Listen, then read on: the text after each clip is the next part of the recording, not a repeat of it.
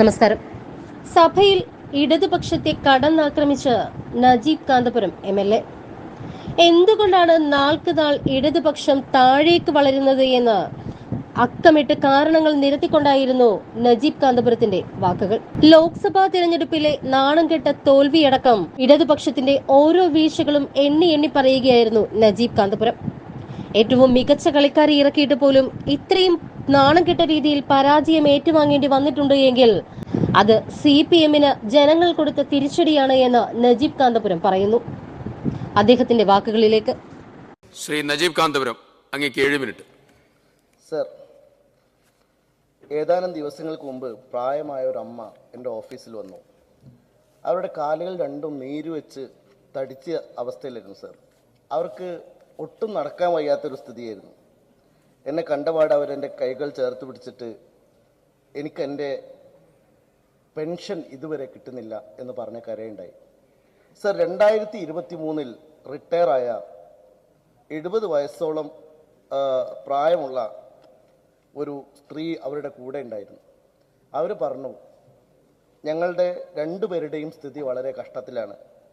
ഞങ്ങൾക്ക് ഒരുപാട് പ്രയാസങ്ങളും ബുദ്ധിമുട്ടുകളും ഉണ്ട്. ആകെ ഞങ്ങളുടെ കയ്യിൽ നിന്ന് പിടിച്ച 500 രൂപയുടെ ക്ഷേമനിധി പോലും, അതുകൊണ്ടുള്ള പെൻഷൻ പോലും ഞങ്ങൾക്ക് കിട്ടുന്നില്ല.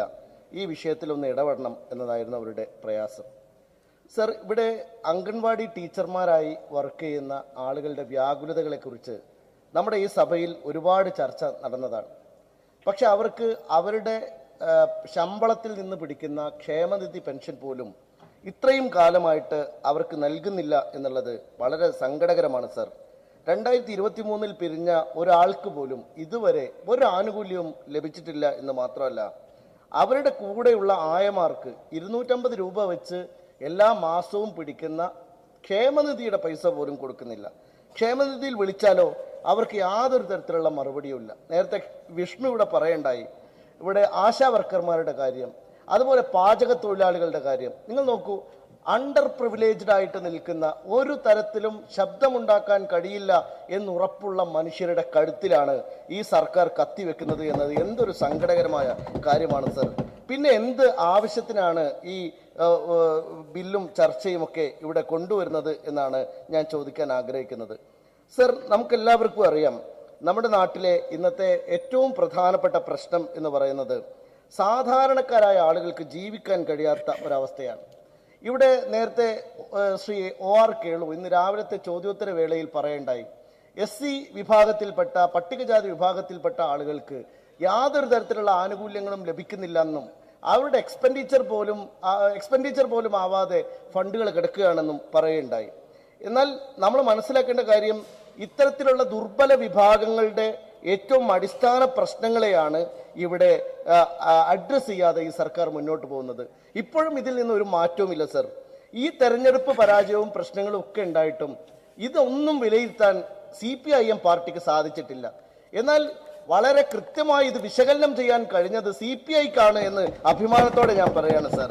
കാരണം വളരെ കൃത്യമായിട്ട് ഇതേക്കുറിച്ച് ഒരു അഭിപ്രായം പറഞ്ഞത് ബഹുമാന്യനായ CPIയുടെ സംസ്ഥാന സെക്രട്ടറി ബിനോയ് വിശ്വമാണ്.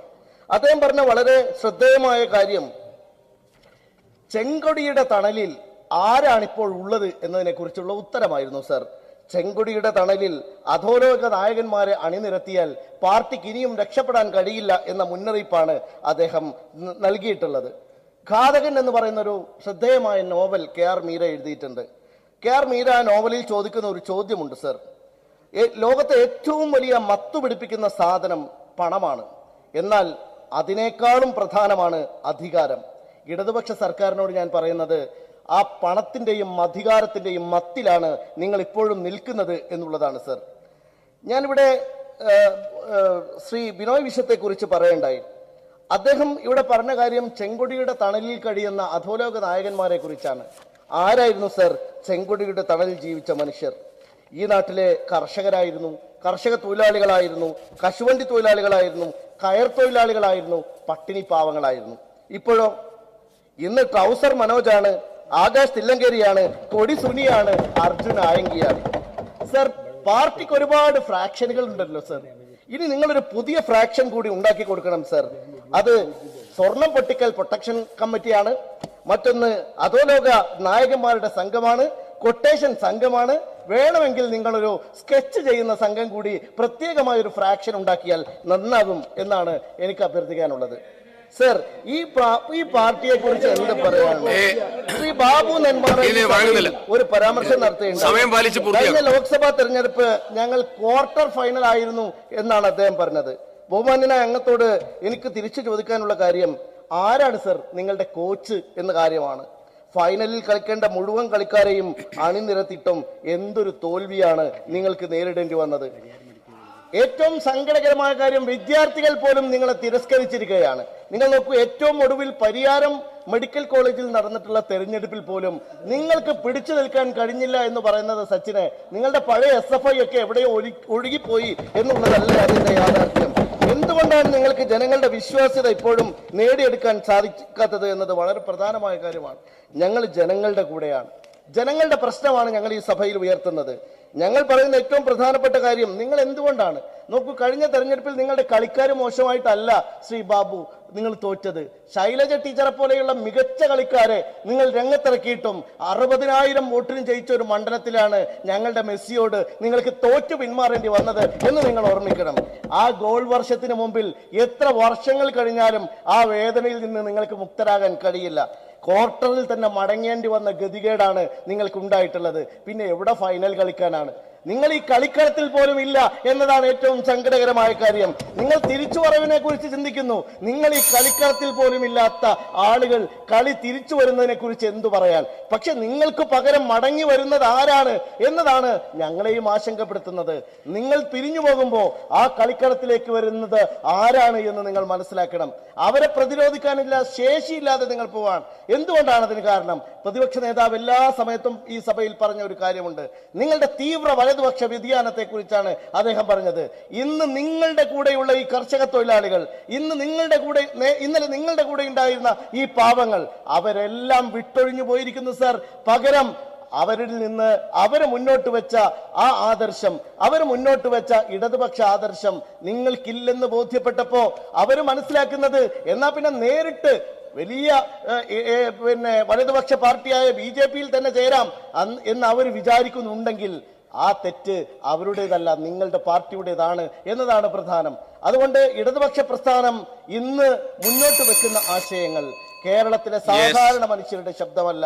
നിങ്ങൾ ഇന്ന് പറയുന്ന സംസാരം, നിങ്ങൾ പറയുന്നത് ഈ തെറ്റുകളെല്ലാം ചെയ്തിട്ടും ബഹുമാന്യനായ മുഖ്യമന്ത്രിക്ക് എന്തു തെറ്റാണ് പറ്റിയത് എന്ന് മനസ്സിലാകുന്നില്ല. അത് തിരുത്താൻ ഒരിക്കൽ പോലും ബഹുമാന്യനായ പാർട്ടി സെക്രട്ടറിക്ക് സാധിക്കുന്നില്ല.